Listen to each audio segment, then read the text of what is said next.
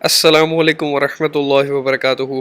खुशामदीद कहता हूँ, वेलकम करता हूँ आपका फॉरेक्स कैपिटल में और उम्मीद करता हूँ कि आपका ये वीक इंशाल्लाह ताला बहुत ही अच्छा गुजरेगा। और अल्हम्दुलिल्लाह सुम्मा अल्हम्दुलिल्लाह हमारा जो लास्ट वीक था वो अल्हम्दुलिल्लाह बहुत ही अच्छा गुजरा और बहुत ही प्रॉफिटेबल गुजरा। तो आए फॉरेक्स फैक्ट्री की न्यूज़ को चेक कर लेते हैं कि आज के वीक में, ये जो कमिंग वीक है, इसमें कौन कौन सी न्यूज़ हैं जो इम्पैक्ट क्रिएट कर सकती हैं।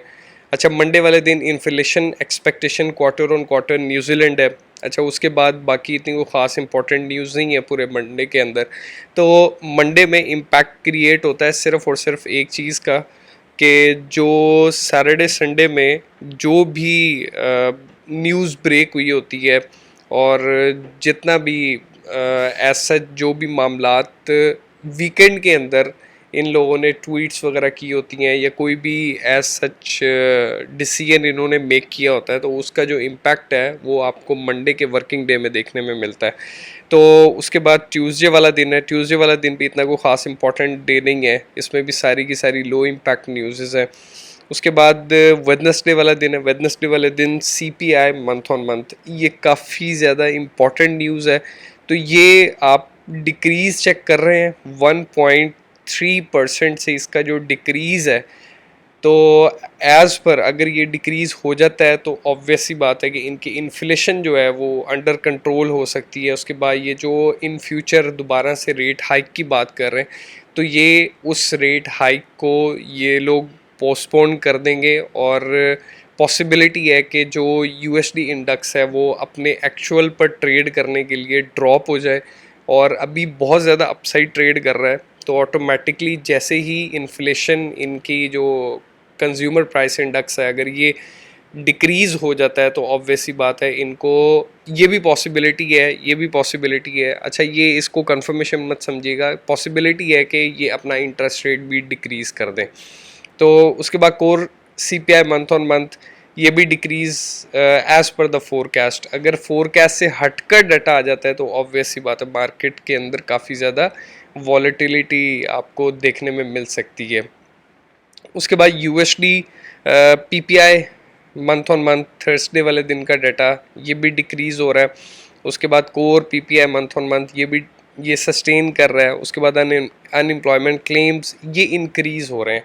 अनएम्प्लॉयमेंट क्लेम, अच्छा, अनएम्प्लॉयमेंट क्लेम अगर इंक्रीज़ हो रहे हैं तो इसका मतलब ये है कि जाहिर सी बात है वहाँ पर अभी तक जो अनएम्प्लॉयड लोग हैं वो ज़्यादा हैं रादर देन के जो लास्ट उनका नॉन फर्म का जो डाटा आया। ठीक है, मेरे एक दोस्त हैं, उनसे मेरी इस बात के ऊपर डिस्कशन भी हुई थी कि अगर डाटा जो है वो पॉजिटिव आ जाता है, अनएक्सपेक्टेड डाटा आ जाता है, जैसे फोरकास्ट हुई हुई है कि ये डाटा माइनस में आएगा, ड्रॉप होगा, और डाटा बहुत ही अच्छा आ जाता है अनएक्सपेक्टेडली, जो नॉन फर्म का डाटा था बहुत ही अच्छा आ गया, जिसकी बेस के ऊपर यूएसडी जो है वो काफ़ी ज़्यादा बूस्ट हो गया। मैं हमेशा आप लोगों को दो चीज़ों से मना करता हुआ आ रहा हूँ कि यार मंडे और फ्राइडे वाले दिन जब भी आप ट्रेड लें तो बहुत केयरफुली ट्रेड लिया करें, क्योंकि बहुत ही अनएक्सपेक्टेड डेज होते हैं जिसमें नहीं पता होता कि मार्केट कितना अपसाइड मूव कर सकती है और कितना डाउनसाइड मूव कर सकती है।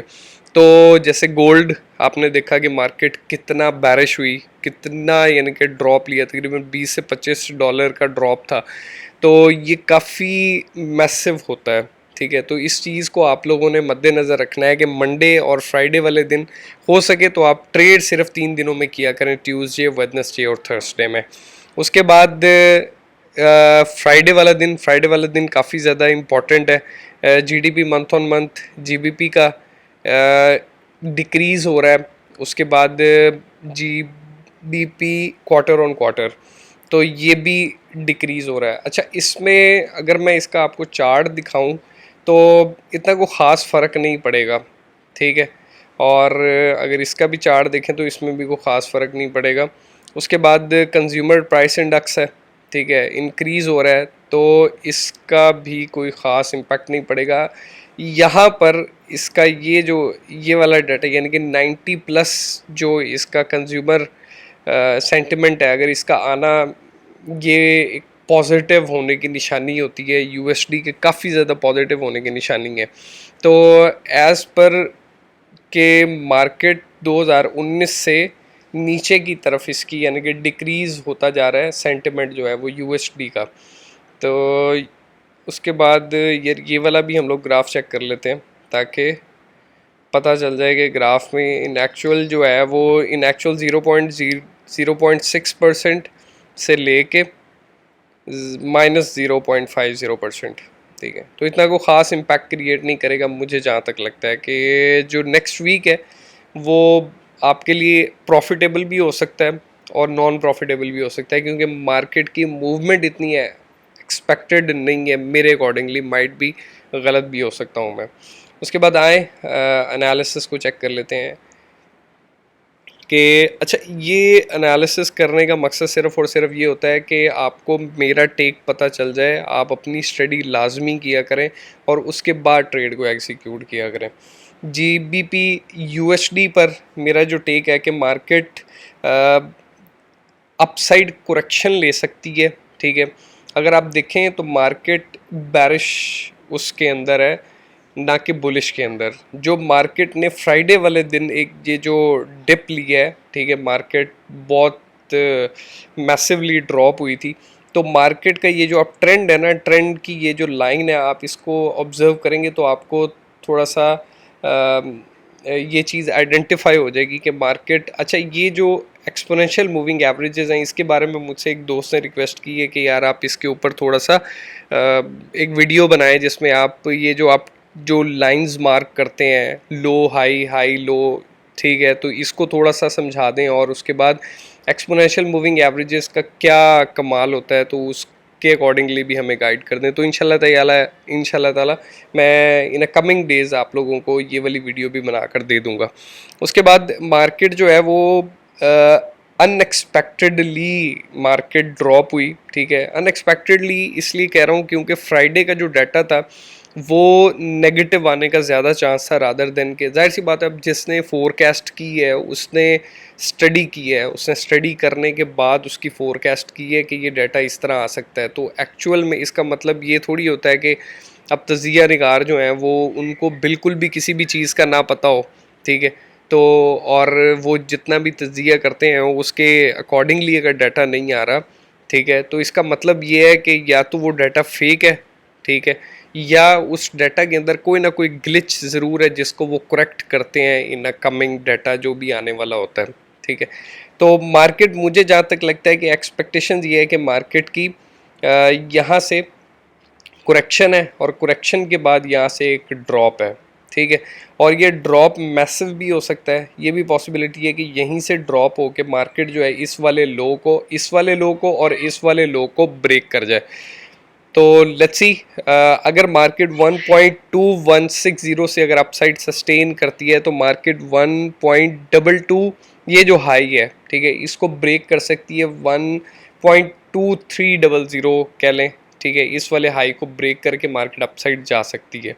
और अगर लो वाली साइड पर देखें तो 1.1943 से अगर नीचे की तरफ सस्टेन करती है तो ये वाला जो लो है इसको मार्केट ब्रीच कर सकती है, मार्केट इसको ब्रेक कर सकती है। ठीक है, 1.1760 के अराउंड जो है। उसके बाद बीटीसी पर आ जाते हैं। BTC as per my expectations के मार्केट यहाँ पर कंसोलिडेट कर रही है। ठीक है, जैसे यहाँ पर कंसोलिडेट किया, यहाँ पर कंसोलिडेट किया, यहाँ पे कंसोलिडेट किया, तो मार्केट यहाँ पे कंसोलिडेट कर रही है और मार्केट सडन एक बूस्ट लेगी जो अपसाइड जाएगा। और मेरी एक्सपेक्टेशन ये है कि 30,000 पर मार्केट की एक्सपेक्टेशंस हैं जाने की। उसके बाद यूरो यूएसडी पर आ जाते हैं। Euro as per my expectations के 1.02798 यानी कि 80 पर मार्केट अगर अपसाइड सस्टेन करती है तो मार्केट 1.03577 पर मार्केट जा सकती है और ट्रेंड का रिवर्सल भी हो सकता है। और अगर मार्केट यहाँ पे जैसे कंसोलिडेट कर रही है और यहाँ से बूस्ट भी कर सकती है और यहाँ से नीचे ड्रॉप भी कर सकती है। एक्सपेक्टेशंस ये हैं कि जैसे यूएसडी इंडेक्स का मुझे जहाँ तक लगता है कि शुरू का जो वीक है उसमें मार्केट ड्रॉप होगी, फिर अप जाएगी और फिर उसके बाद ड्रॉप होगी। तो मेरी एक्सपेक्टेशन ये है कि ये अपसाइड जाएगा, नीचे जाएगा और उसके बाद देन अप जाएगा। ठीक है, तो मेरी एक्सपेक्टेशंस ये हैं। अगर ये इससे नीचे जाता है 1.00964 से अगर नीचे की तरफ जाता है तो ये वाला लो जो है इसको ब्रेक कर सकती है मार्केट। उसके बाद गोल्ड पर आ जाते हैं। गोल्ड 1785 से अगर अपसाइड मार्केट जाती है, अच्छा एज पर माय एक्सपेक्टेशंस कि मार्केट जो है यहाँ से अपसाइड मूव कर जाएगी, ठीक है। जो तीन जो मूविंग एक्सपोनेंशियल मूविंग एवरेजेस है इनको क्रॉस कर रही थी मार्केट, लेकिन सडन इस न्यूज़ का आना और उसके बाद सडन से काफ़ी लंबा एक ड्रॉप आ जाना, ठीक है। एक्सपेक्टेशंस यही है मार्केट से कि मार्केट 1786 से अगर अपसाइड सस्टेन करती है तो मार्केट बुलिश हो सकती है। 1810 1810 पर मार्केट के चांसेस हैं जाने के, और वहाँ से दोबारा से करेक्शन 1750 के अराउंड, और उसके बाद देन अपसाइड दोबारा से मूवमेंट।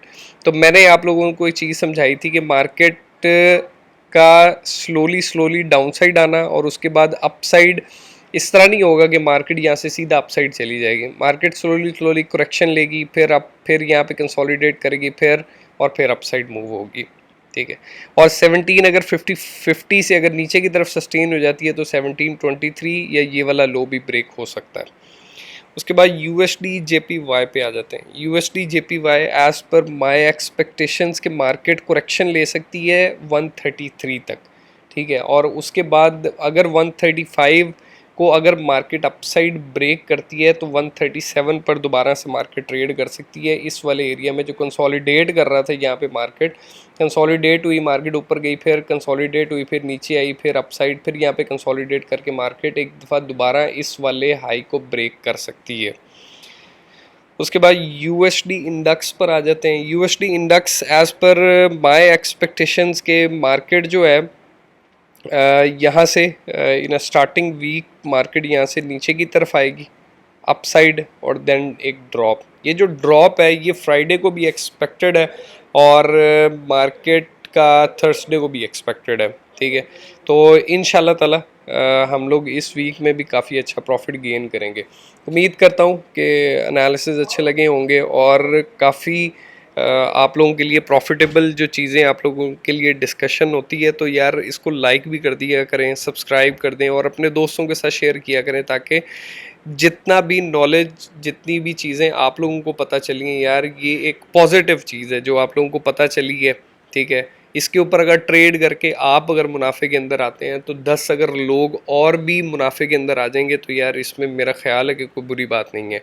तो अपना बहुत सा ख्याल रखिएगा। कल दोबारा इंशाल्लाह ताला डेली में मुलाकात होगी। अपना सबका ख्याल रखिएगा। अल्लाह हम सबका हामी व नासिर। अस्सलामु अलैकुम व रहमतुल्लाह।